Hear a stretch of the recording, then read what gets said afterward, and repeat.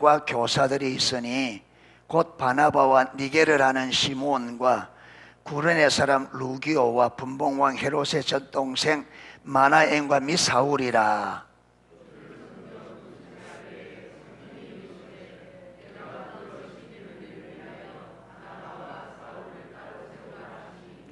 이에 금식하며 기도하고 두 사람에게 안수하여 보내니라.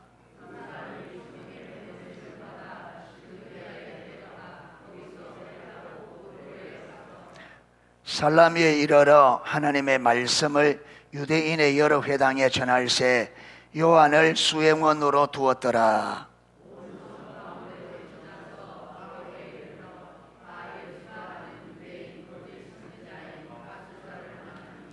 그가 총독 서기오 바울과 함께 있으니 서기오 바울은 지혜 있는 사람이라 바나바와 사울을 불러 하나님의 말씀을 듣고자 하더라.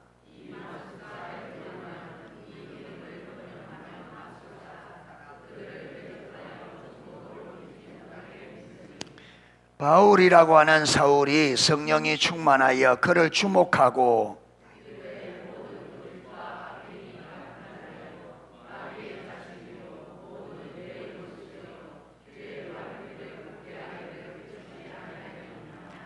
보라, 이제 주의 손이 내 위에 있으니 네가 맹인이 되어 얼마 동안 해를 보지 못하리라 하니 즉시 안개와 어둠이 그를 덮어 인도할 사람을 두루 구하는지라.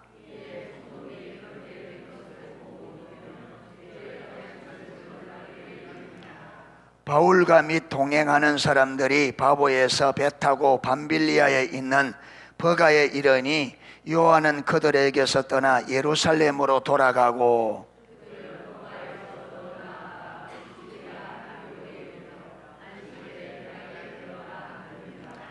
율법과 선지자의 글을 읽은 후에 회당장들이 사람을 보내어 물어 이르되 형제들아, 만일 백성에 권할 말이 있거든 말하라 하니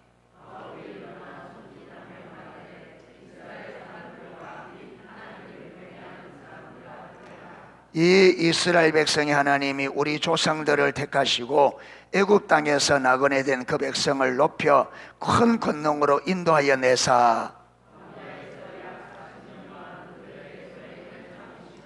가나안 땅 7 족속을 멸하사 그 땅을 기업으로 주시기까지 약 450년간이라.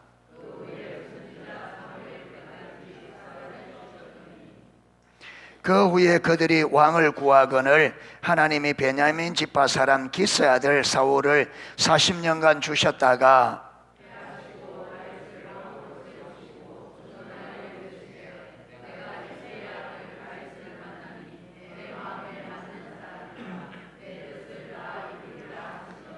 하나님이 약속하신 대로 이 사람의 후손에서 이스라엘을 위하여 구주를 세우셨으니 곧 예수라.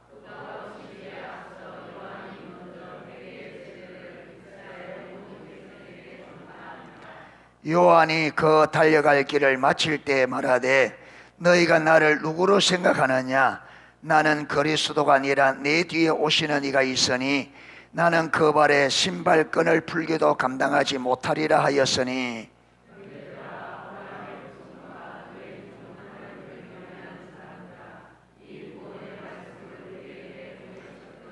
예루살렘에 사는 자들과 그들 관리들이 예수와 및 안식일마다 외우는 바 선지자들의 말을 알지 못하므로 예수를 정죄하여 선지자들의 말을 응하게 하였도다.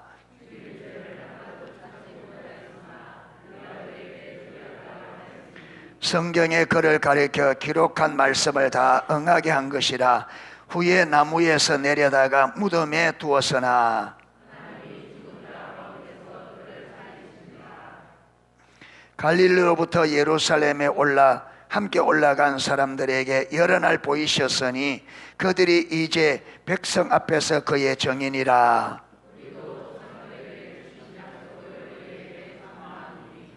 곧 하나님이 예수를 일으키사 우리 자녀들에게 약속을 이루게 하셨다 함이라. 시편 2째 편에 기록한 바와 같이 너는 내 아들이라 오늘 너를 낳았다 하셨고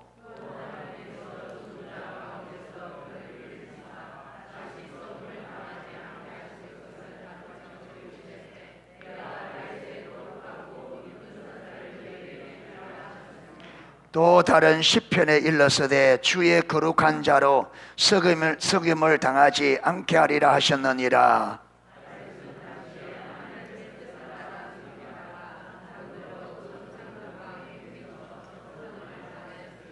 하나님께서 살리신 이는 석임을 당하지 아니하였나니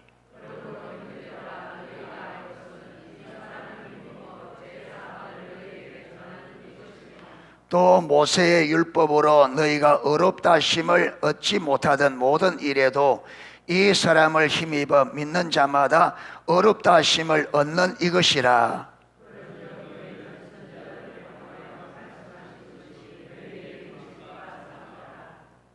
일러서되 보라, 멸시하는 사람들아, 너희는 놀라고 멸망하라. 내가 너희 때를 당연한 일을 행한 것이니 사람이 너희에게 일러줄지라도 도무지 믿지 못할 일이라 하였느니라 하니라.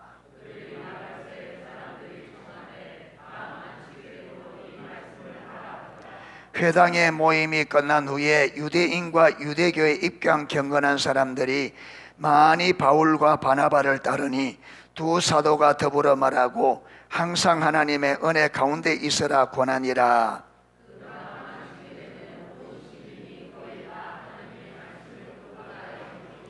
유대인들이 그 무리를 보고 시기가 가득하여 바울이 말한 것을 반박하고 비방하거늘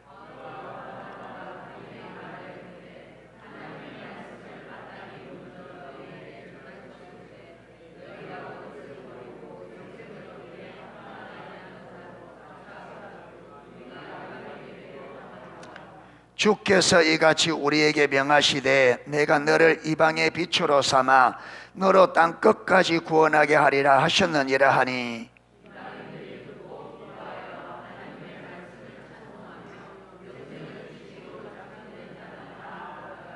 주의 말씀이 그 지방에 두루 퍼지니라.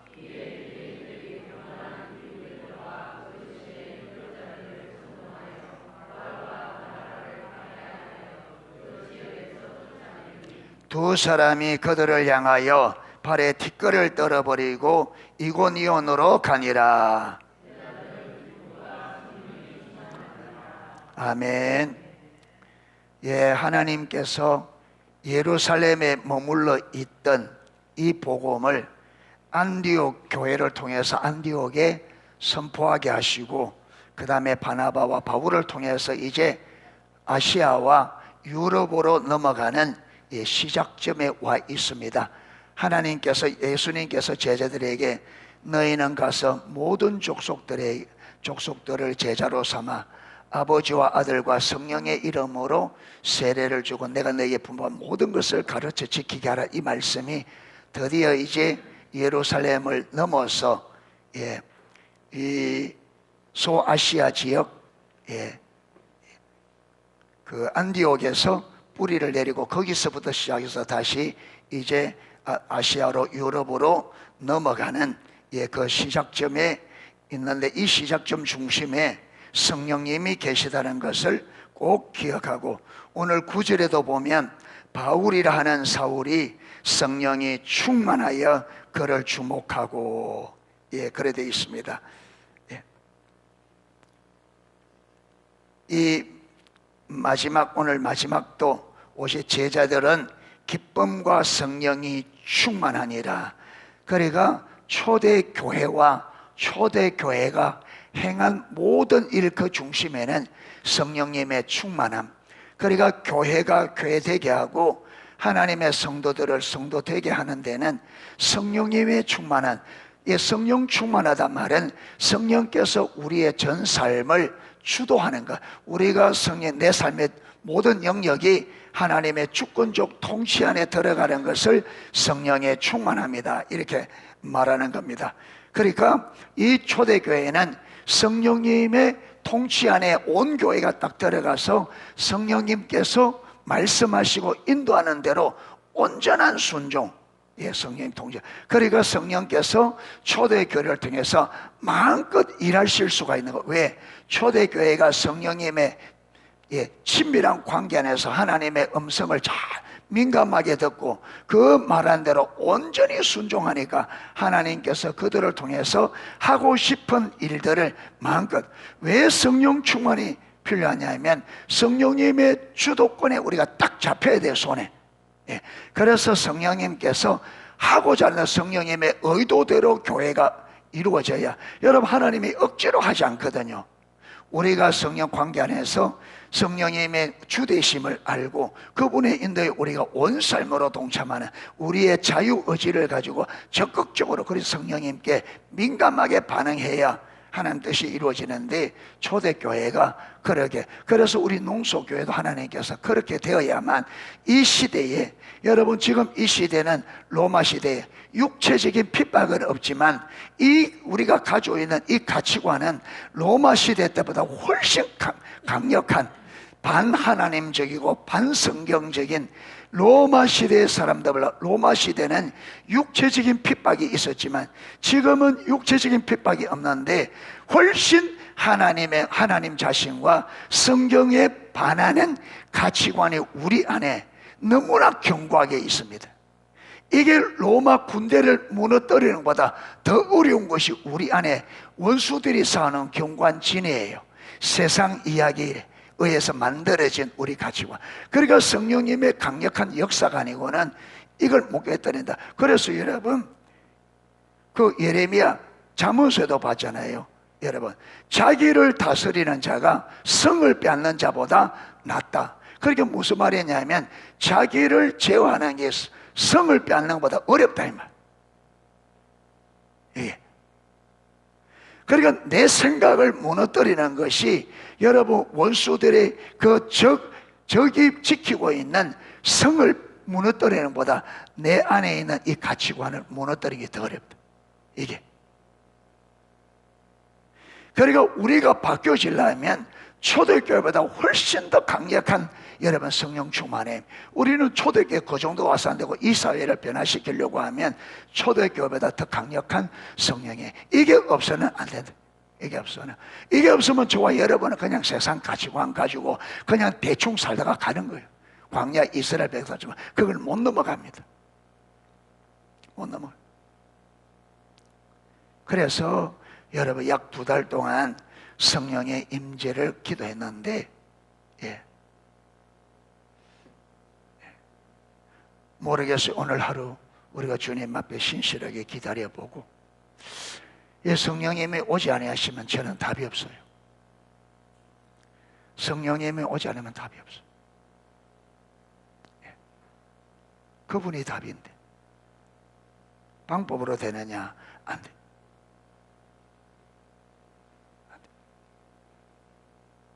성령님이 임하시면 저와 여러분은 아무것도 못해요. 너희가 나를 떠나서는 아무것도 할 수 없다.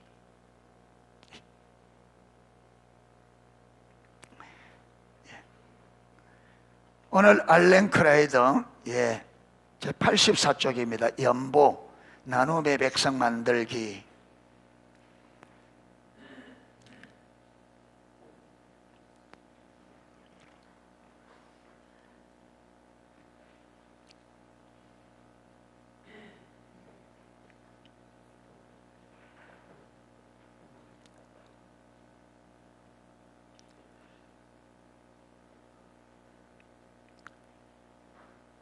자유와 평화 공동체를 발전시키고자 한 목표는, 예, 자유와 평화의 공동체를 발전시키고자 초대교회에는 그 교회를 자유와 평화의 공동체로 만들기로. 그래서 우리가 앞에서 여러분 평화의 임하춤이 내부적으로 문제의 소지가 있을 수 있고 외부적으로는 여러분 교회가 핍박받는 주 요인이 됨에도 불구하고 그걸 끝까지 초대교회와 리더들이 그걸 끝까지 지킨 것은요, 이 평화의 입맞춤이 기독교 공동체를 일치와 결합 하나 되게 하고 그 하나된 교회가 딱 여러분 결속되는데 핵심적인 역할을 했기 때문에, 그래서 초대교회는 초대교회 성도들도 그렇고 리더들도 교회에 어디에 초점을 두냐면 교회가 성령 안에서 하나 되고, 여러분 이 하나가 결속 똘똘 뭉쳐서 하나 되어지는 여기에. 왜 이래야, 그래야 하나님이 말씀하시면 어떻게 돼요? 하나이기 때문에 같이 움직여서 그 일을 이룰 수 있는 거예요. 여러분 교회가 따로따로, 오늘의 교회는 여러분 안에서 하나가 안 되고 나누어져 있으니까 일부에서 하나님의 뜻을 말해도 이걸 보지 못하는 사람들은 여러분 협조도 안 하고 오히려 반대하고, 그렇게 교회가 발목 잡혀서 아무것도 못하는, 교회가 하나님의 일을 이루어가는 데는 여러분 하나됨이 필수적입니다. 하나 안 되고 나누어져서 교회가, 여러분 그래서 그 초대교회에 사도 바울이 초대교회, 그 예루살렘 교회 가장, 여러분 여러 가지 문제가 있지만 가장 강력하게 말한 게 뭐냐면 분파, 아볼로파, 예수파, 바울파, 이 나누어진 이마, 나누어진, 예, 성령 안에서. 그러니까 성령님이 우리 가운데 오셔서 그분이 통치하셔야, 그분이 성령 또 하나이니 성령이 오셔서 하는 중요한, 성령님이 교회 안에 오셔서 하는 핵심적인 일 중에 하나가 하나 되게 하는, 하나 되게 하는, 주님의 뜻 안에서. 그래서 성령이 교회를 온전히 통치할 때 우리가 하나 되어지고, 그래서 교회가 그리스도의 한 몸이 되어서 성령님의 인도하는 일에 여러분 한 몸처럼 움직일 수 있다. 근데 이게 안 되면 의미가 없다. 하나님이 하러 그러는데 여러분 나누어져서 뭐 일부는 가고 일부는 안 가고 이래 되어지면 그게 주의 일이 되겠어요? 예. 그래서 자유와 평화의 공동체를 발전시키고자 한 목표는 예배의 봉헌 의식 발전에도 서서히 활기를 불어넣었다. 그래서 이 여러분 자유와 평화의 공동체로 다 자라가는 이 목표가 결국 뭐냐면 예배 시간에 드리는 헌금에도, 헌금하는데도 발전을 가져왔다. 헌금이 하나님이 기뻐하는 헌금이 될 수 있도록 더 헌금에도 발전을 가져왔다. 초기 기독교 저술가들은, 초기 성도들은 부의 위력이 사람의 영혼과 인간 관계를 파괴하는 것을 알고 처음부터 염려했다. 그러니까 초대교회는 인간이 가지고 있는 부가 그 사람의 영혼과 인간 관계를 파괴하는 것을, 오늘 새벽 기도에도 이 말이 나왔어요. 예. 여러분 아굴이라는 사람이 기도하는데, 하나님 내가 죽기 전에 내 기도를 꼭 들어달라 하면서, 하나님 나를 가난하게도 마옵시고 부하게도 마옵소서. 예. 가난하면 내가 가난하여 도적질할까 두렵고, 내가 부하면 배가 불러서 하나님을 모른다 하여 하나님 여호와의 이름을 욕되게 할까. 그러니까 여러분 이 아굴이라는 사람도, 이분 누군지 정말 모르지만 아굴이라는 분도 여러분 개인이 가지고 있는 부가 하나님을 떠나도록 만들고 신앙을 무너뜨린다는 것을 분명히 본 것.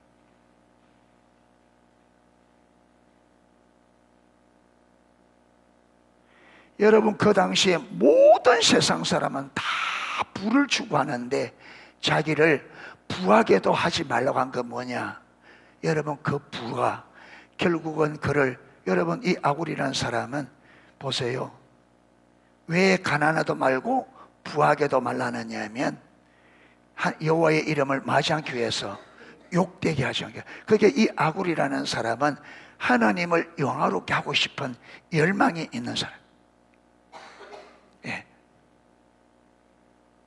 그러니까 여러분 하나님을 영화롭게 하기를 원하는데 너무 가난하면 이 가난이, 우리가 금요일 날 금요일에 우리 하나님의 구속을 살펴봤잖아요. 하나님께서 구속하는 전인적인 구원, 그렇죠. 포괄적 구원이지만 그 포괄적 핵심에는 뭐 있다? 영적인, 여러분, 이 구속.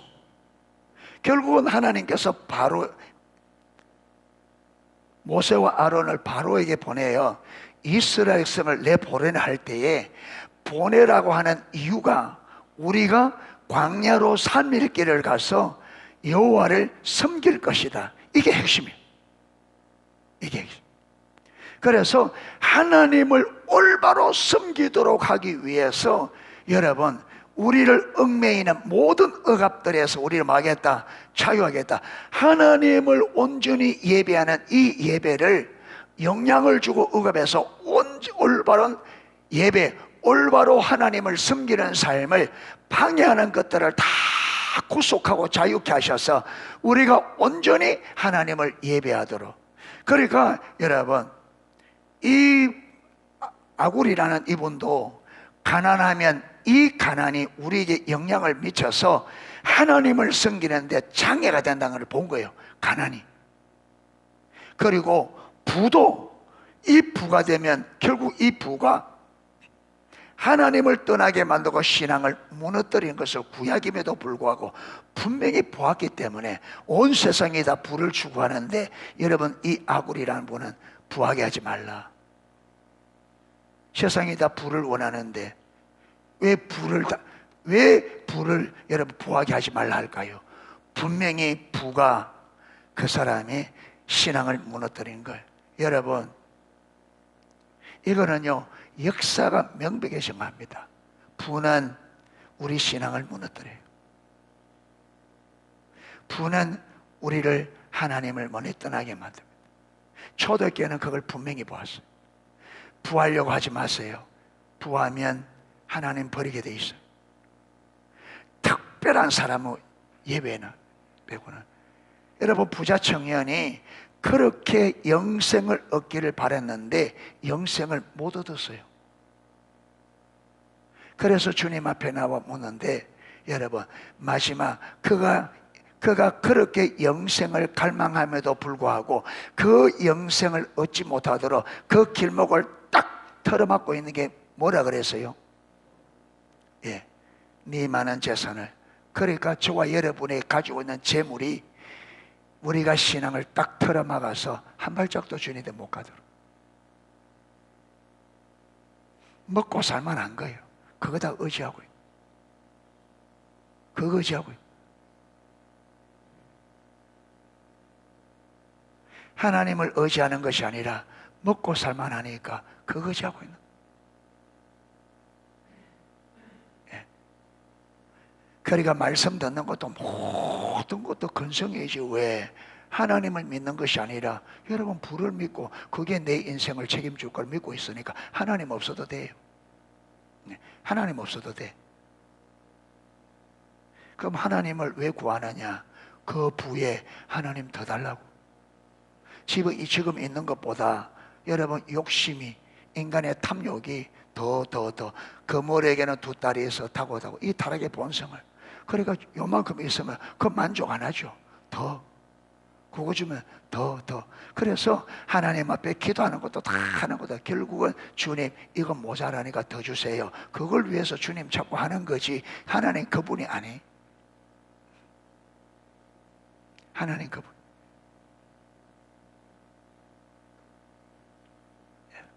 그래서 어떤 나라든지 어떤 사람이든지 가난할 때는요 신앙생활 열심히 해요. 가난할 때는. 그런데 조금만 부해지면 점점점 멀어져요. 간절함이 없어지고 사모함이 없어지고. 왜? 그 부가 하나님 자리를 대체하는 거예요.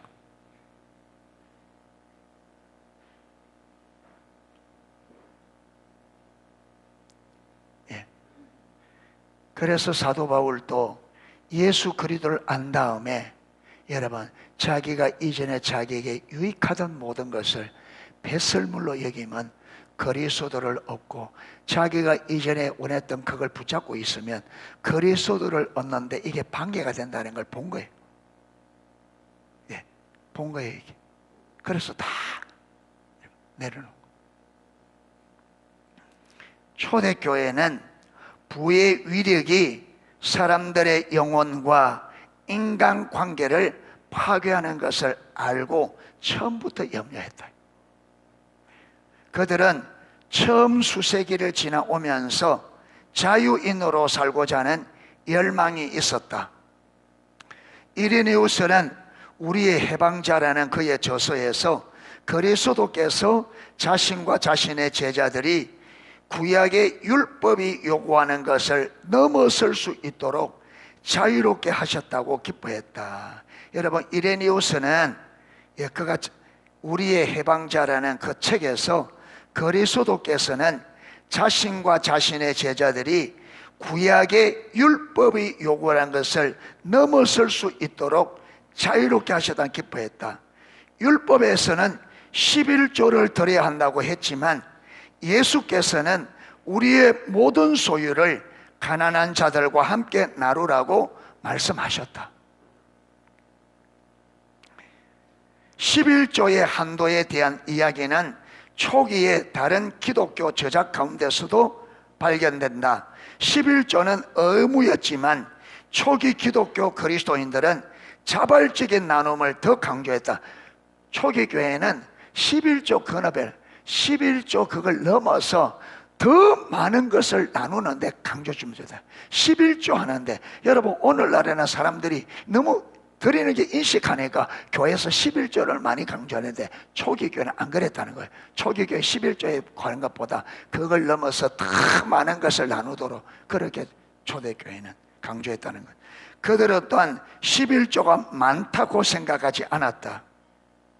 여러분, 오늘날 11조 안 내도 된다고 강조하는 목사님들도 있고, 그걸 좋다고 인터넷에서 하는 거 듣고 또 11조 안 내, 왜 내야 되느냐고 따지는 성도들도 있어요. 내지 마세요. 안 내면 되지, 뭐 따지는 왜 따져? 내기 싫으면 안 내면 되지. 안 그래요? 내기 싫으면 본인 싫어 안 내면 되지. 뭘로 따져요, 그 따지기는. 다른 사람 내고 싶은 사람 낼 수 있도록 본은 안 내면 돼. 그런데 문제는 뭐냐면 다른 사람 내고 내가 안 내면 찔리거든. 뭔가 꺼림칙해. 그러니까 단체로 내지 말자 이거예요. 아무도 안 찔리도록 단체로 내지 말자.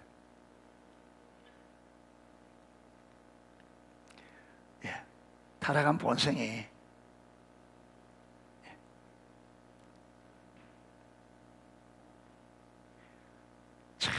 그게 하나님 모르니까 그렇겠죠. 하나님 모르니까. 우리 것은 다 하나님의 것인데 우리가 올 때 가져왔어요. 빈손으로 모든 인생. 그런데 참 보면 정말 무지해요. 그러니까 하나님을 경험하지 않으니까 그렇겠죠.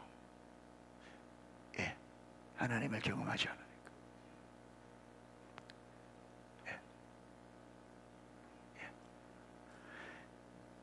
여러분, 자기를 위해서는 돈 팡팡 쓰거든요. 자기를 위해서는 아낌없이. 그런데 주님 앞에 11조들은 그게 아까워서 못 내는. 그러면서도 교회 다닌다면 그게 어떻게 교회 다니는 거냐? 그게 무슨 신앙이냐? 안 그래요? 자기를 위해서 아낌없이 쓰면서 11조 드리는 그게 아깝다 정도 되면 그걸 어떻게 썩더라고. 그런 여러분 사람이 이 대한민국 안에 수도 없이 많단 말이에요. 그러니까 성경이 말하는 믿음이 도무지 뭔지 모르는 거예요. 그러니까 자기 어려우시면 또 누구인데 와서 해결해 달라 그래요? 자기 어려우시면 우리 하나님이 해주겠어요 그걸? 그러니까 내 삶에 왜 하나님의 역사가 안 일어나는지를 모르는 거예요. 몰라. 하나님이 역사하지 못하는 삶을 살면서 없다고. 그러니까 이제 하나님 안 해준다고 경험이 안 되니까 더 어떻게 더 여러분 세상 사람처럼 사는 거예요.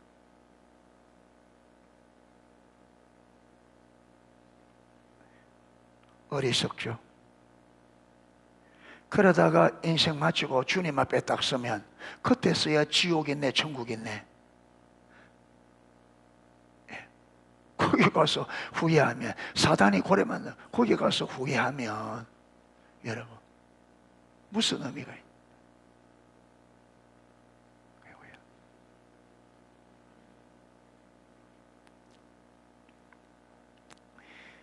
예수께서는 제자들에게 네가 가진 모든 것을 팔아 가난한 자들에게 주라고 말씀하셨다. 그러면 왜 나눠줘야 돼? 그러면 왜 예수님은 모든 재산을 팔아서 가난한 사람에 나누어 주라? 이러면 저와 여러분은 이럽니다. 그러면 나 뭐 먹고 사냐? 그런 생각을 평소에 가지고 있는 분 손 한번 들어보세요. 내 주님 앞에 다 되면 나 뭐 먹고 사나? 그런 생각 가지고 사시는 분들 지금까지 빨리 손 들어보세요. 솔직하게. 내 주님 앞에 다 드리면 나 뭐 먹고 사나? 그런 생각 가지고 손 들어보세요. 아무도 없어요? 진짜 하나님 앞에 다 신실하지 못하네, 정직하지 못하네.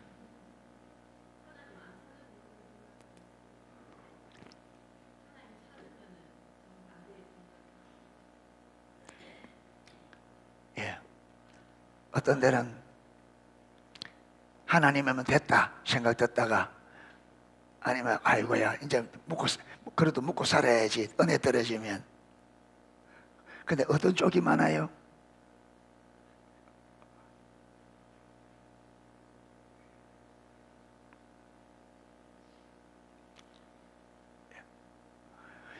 왜 그런 생각하느냐 하면 하나님이 전지전능하죠. 여러분 보세요. 광야에서 사는 하나님께서 만나를 내려주는데 얼마나 거두라 그래요? 얼마나 거두라 그래요? 왜 하루만?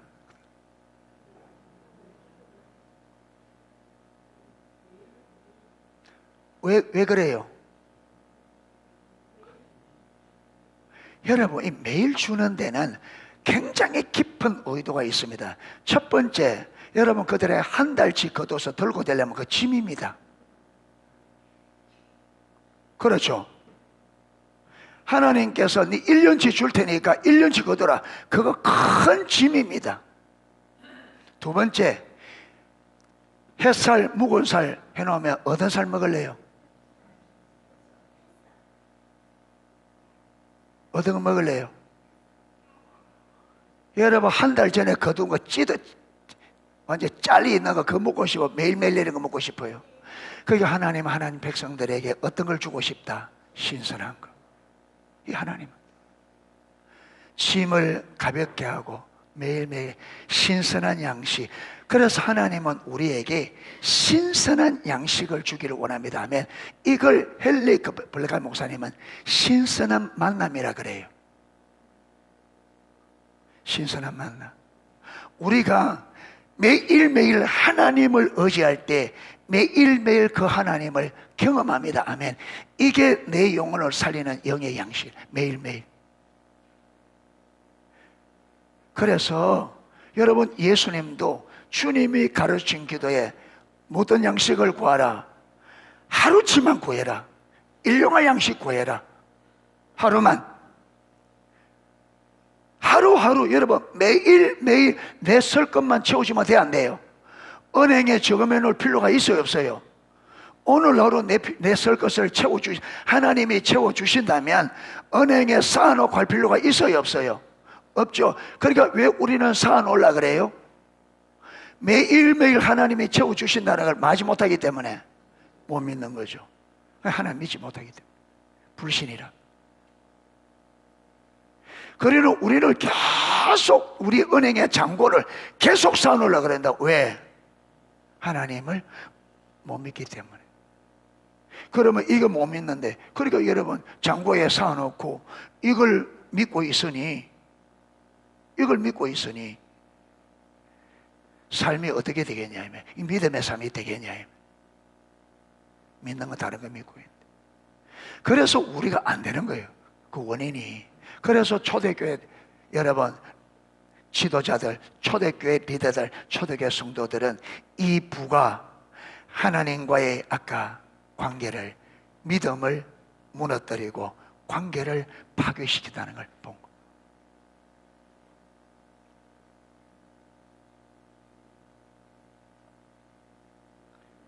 자, 그러면 왜 나눠야 하는가? 왜 하나님은 그렇게 나누라는가?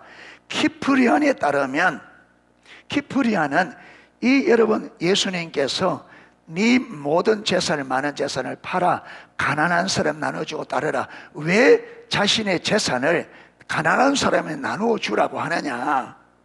키프리안은 이걸 이렇게 해석했습니다. 사람들은 자기 소유로 인해 구속받고 자유를 빼앗기 때문이다. 이 물질이 우리 삶을 뭐한다? 여러분, 억압한다는 거예요. 여기서 구속은 구원받는 걸 말하는 게 아니고 묶임을 말합니다. 그게 키프리아는 이 사람들이 자기 소유로 인하여 그 소유가 그 사람을 어떻게 한다고요? 묶어버리는 거예요.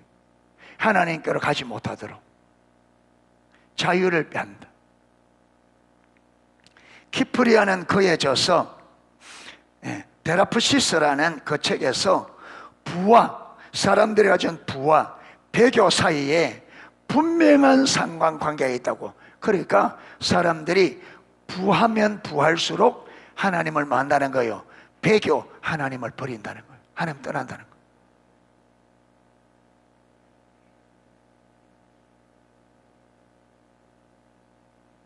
세상에서 잘 살면 잘 살수록 하나님을 배교, 여러분, 하나님을 버리는 수치가 높아진다.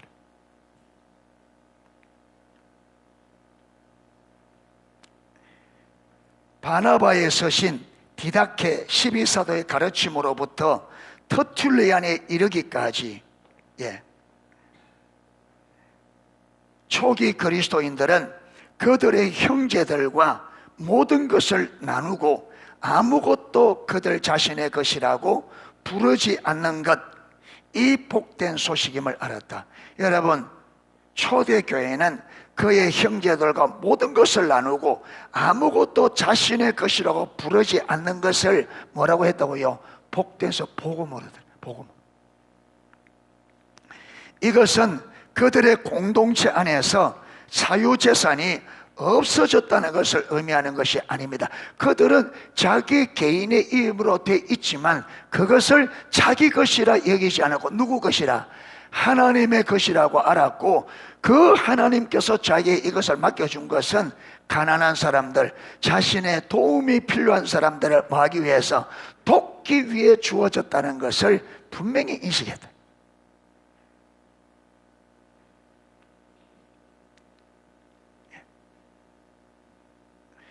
부의 축적이 유발하는, 부의 축적이 여러분 발생시키는 두려움을 해결할 수 있었기 때문에, 무엇이? 여러분, 이 가난한 사람들을 위해 자기 재산을 내놓는 것이 부의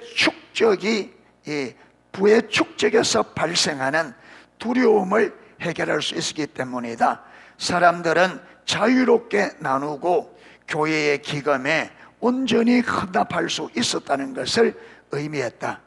이 교회 기금은 상대적으로 빈곤한 그리스도인, 과부, 고아, 수감된 자, 그리고 다른 일반 비기독교인들을 지원하는 데도 사용되었다. 그리스도인들이 인식하고 있었던 바, 이것이 복음이었다. 초기 그리스도인들은 여러분 자기의 재물을 하나님 앞에 드려서, 교회는 이것을 가지고 가난한 그리스도인들, 고아와 과부도 감옥에 붙잡힌 사람들, 또 그 가족들, 그리고 심지어 여러분 비그리스도인들까지 그들을 돕는 것을 뭐로 여겼다? 복음으로. 교회 밖에 있었던 갈렌, 이분은 아마 철학자인데 예수를 안 믿은 사람인 것 같아요. 교회 밖에 있었던 갈렌 같은 철학자들로부터 아주 가까운 이들까지, 그러니까 그리스도를 믿지 않는 철학자들로부터 시작해서 믿지 않는 예수 믿는 사람들과 가까이 사는 사람들까지, 이 말이에요. 까지 사람들은 그리스도인들을 경이로움 가운데 지켜보았다. 여러분 보세요.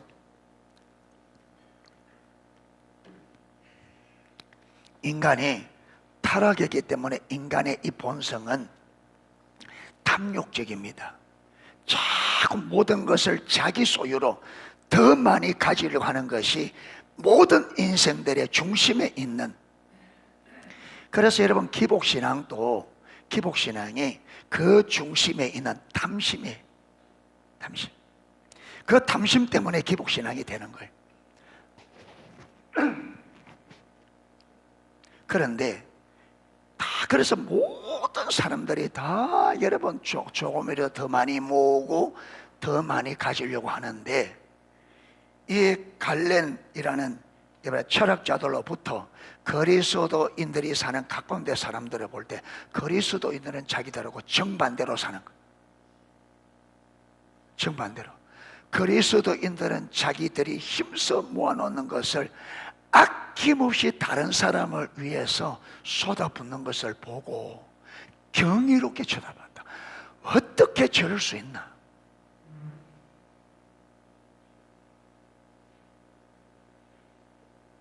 그리고 여러 그들이 이렇게 외쳤습니다. 보라, 저들이 서로 어떻게 사랑하는지, 어떻게 그 재산을 저렇게 아낌없이 줄 수가 있나?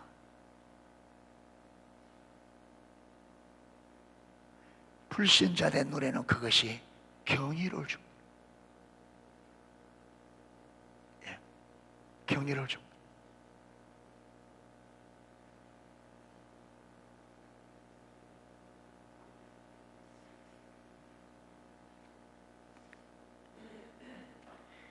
이 기간 동안 의식은 점차 예배를 통해 아낌없는 마음에서 드리는 연보로 발전됐다. 그래서 초기 교회가 진행되면서 점점 예배 가운데 아낌없는 마음으로 연보를 드리는, 헌금하는 이게 점점 더 발달해 갔다. 그리스도인들은 우선 도움이 필요한 형제 자매들에게 직접 전해주거나 또는 감독과 집사같이 중간에서 전달해 줄 수 있는 사람들을 통해 회중의 공동기금으로 기부했다. 그러나 그러한 구제는 2세기까지 주일 예배 상황에서 이루어졌다. 제가 성령님이 우리 교회 가운데 오면 제가 이렇게 하고 싶은 마음이 있었어요. 보시면 정말 우리가 쓰는 기본적인 거 놔두고 정말 아낌없이 들여서 이 기금을 교회에, 교회가 그때그때 하는 게 아니고 하면 이 기금을 가지고, 여러분 이걸 전담하는 사람들이 구제 이 부분에 전담이 있어서 그들이 그들의 필요를 아낌없이 채워줘. 이게 초대교회에 이것을 복음으로 해요. 그러니까 여러분 할 때에 아낌없는 마음으로 헌금을 했기 때문에 여러분 이걸 어려운 사람들을 도울 때도 어떻게 인색함으로 억지를 하지 않고 기쁨으로 아낌없이 도와줘.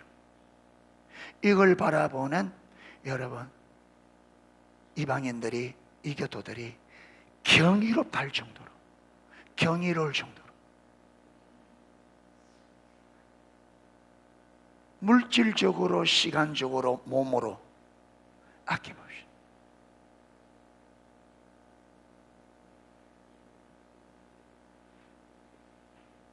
그런데 오늘날 교회는 보세요. 오늘날 교회가 물질을 이래서 안 쓰고 물질을 교회 안에 모아놔요. 이러니까 여러분 이 물질에서 문제가 일어나는 거예요. 문제가 일어나는 거예요. 타락된 인간은 물질이 있는 곳에 여러분 반드시 탐욕주의자들이 몰리게 돼 있어요.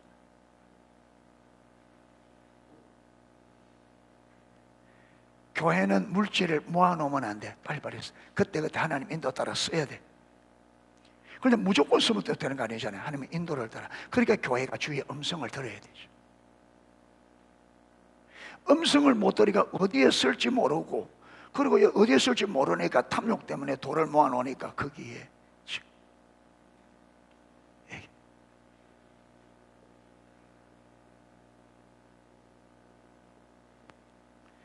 그래서 오늘 성령님이 오셔야 이름 해보고 죽을 건데, 안 그래요? 이름 해보고 교회가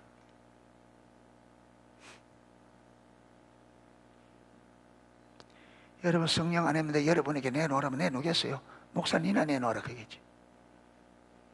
성령님이 와야 돼. 이거는 성령님이 오셔야 돼. 성령님 오지 않으시면 여러분 탐욕에 완전히 심해 콘크리트처럼 굳어있는 우리가 내놓겠어요? 조금만 내놓겠지. 조금만.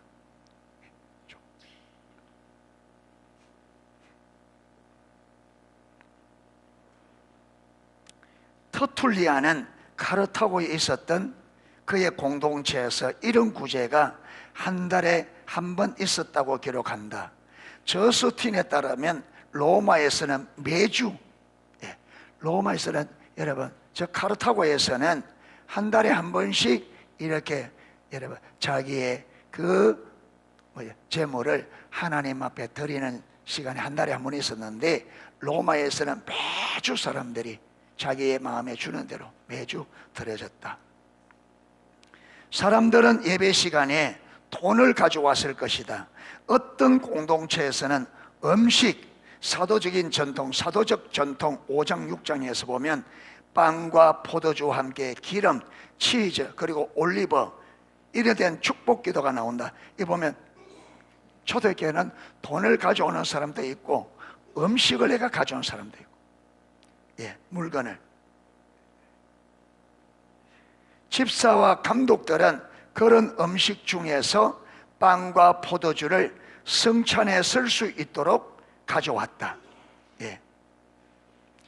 집사와 감독들은 그런 음식 중에서 3세기 후반에는 사람들이 옷, 신발을 가지고 왔던 것이 분명하다. 모든 사람들, 심지어 극빈청도 희생제물, 헌금과 허물을 가지고 성찬에 오도록 권유를 받아. 그 초대교회는 아주 어려운 사람들도 여러분 그 어려운 가운데서도 반드시 이 여러분 헌금 허물에 동참하도록, 설사 그들에게 보면 그들이 여러분 도움을 받더라도 도움받았던 거기서도 다른 사람을 돕기 위해서 뭐 했는 여러분, 그러니까 초대교회는 여러분 주님께서 나누어 이것을 모든 성도들이 동참하도록, 아무리 어려워도 그 어려운 중에서도 자기보다 더 어려운 사람들을 위해서 동참하도록. 모든 사람, 나는 이렇게 어려워 안 내도 되지, 그런 게 없어. 다.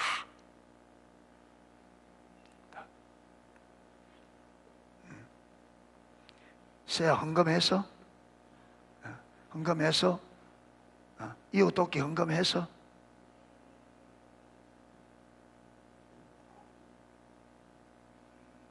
오늘 마감이다. 빨리 마지막이다. 저녁에 해. 맞네. 다음 주에.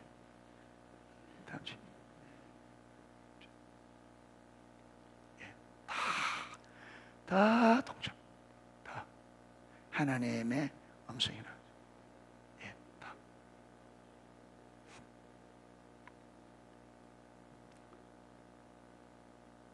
이 기간에 대한 정확한 사항을 알기에 자료가 부족하지만 사람들이 교회 건물로 들어갈 입구 옆에 놓인 탁자 위에 다양한 종류의 헌물을 놓고 들어간 것으로 보인다.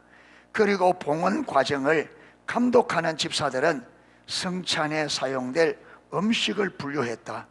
다른 헌물들은 모든 사람의 필요를 채우는 자들인 공동체의 다양한 사역을 책임지는 지도자를 맡겨졌다. 그렇게 모으면 그것을 이 사역을 돕는 사역을 전담으로 하는 그들에게 맡겨져서 그 일을 할 수 있도록. 자, 그러한 환경에서 구제하지 않으면 성찬을 거부하는 것이요. 그러니까 이렇게 여러분 이웃을 돕는 일에 동참하지 않는 사람들을 초대교회는 어떻게 이해했느냐? 성찬을 거부하는 것으로. 그렇잖아요. 예수 그리스도의 말씀인데 이 말씀에 순종하지 않으면 그분의 십자가의 죽으심과 부활을 거부하는 것이 되어진다. 초대교회는 그렇게 해석했어요. 초대교회는 이 구제하는 일에 동참하지 않는 것을 그만큼 그리스도의 성찬을 거부하는 것으로 그만큼 무겁게 그렇게 지금 그거는 실질적으로 마찬가지입니다. 우리는 몰라서 그렇지. 그리고 이는 공동체의 일치된 정신을 해치는 것이다.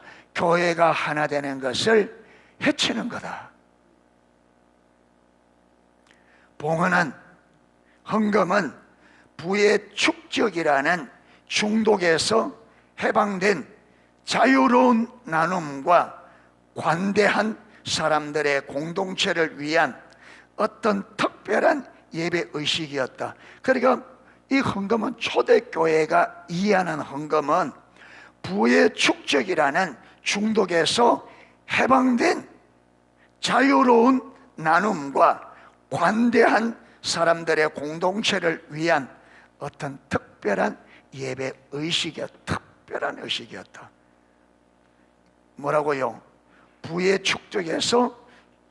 축적이라는 중독에서 해방된 사람들, 또 나눔과 관대한 사람들의 공동체를 위한 특별한 예배 의식이었다. 그래서 초대교회는 이 헌금 연보를 굉장히 중요하게, 우리가 복받기 위해서 그렇게 중요한 얘기인 게 아니라 마기 위해서 그리스도의 말씀을 쫓아 가난한 사람들, 도움이 필요한 사람들을 돕는 것을 그들은 굉장히 중요해요. 신앙에 있어서 중요합니다. 이래서 우리가 정말 이런 여러분 신앙의 중요한 면들, 지금 하나하나 우리가 평화의 입맞춤, 여러분 손을 들게 된 중보기도, 성찬식, 그 하나하나의 이 초점이 하나의 성도들이 하나, 일치와 결합, 하나 되어 가지고 그 하나 된 사람들이 완전히 한 덩어리가 되는, 그래서 아버지의 뜻에 하나처럼 움직이는 교회가 되는 이것을 굉장히, 그래서 모든 의식들 하나하나를 다 어디에 초점을 맞추느냐 하면 성도들의 하나됨과 결합. 오늘 여기도 마찬가지, 여기도 그랬잖아요. 환경에서 그런 환경에서 구제하지 않으면 성찬을 거부하는 것이요, 이는 공동체의 일치된 정신을 해치는 거다. 하나됨을 해치는 거다. 그래서 초대교회는 모든 의식들을 하나하나를 어디에, 이것은 초대교회가 임의로 한 게 아니고 성령께서 주도권을 잡고 초대교회를 그렇게 인도해 간 거죠. 그들의 머리에서 나온 게 아니고 어디에서? 성령님의 인도에서. 그래서 성령님은 하나님의 교회가, 성령님의 가장 핵심적인 건 뭐냐면 하나님의 교회가 성령으로 어떻게 되는 것? 하나 되고 결합. 이게 같은 말이죠. 하나 되는 것과 결합, 연합은 같은 말인데 이 둘 의미를 여러분 같이 쓰는 것은 강조란 말이에요. 그만큼 성령님은 교회가 하나 되는 것을. 그래서 에베소서 4장에서도 하나됨을 굉장히 강조합니다. 사도 바울이 성령도 하나예요, 세례도 하나예요, 하나님도 한 분이시고. 그렇기 때문에 우리가 하나 되는 일에, 그래서 우리 농속교회가 성령님의 임재 안에서 하나 되어져서 아버지의 뜻에 적극적으로 우리가 하나처럼 여러분 동참해서 하나님의 일을 아름답게 해낼 수 있는 그런 교회가 될 수 있기를 주님의 이름으로 축복합니다. 찬양 하나 하고 기도하도록 하겠습니다.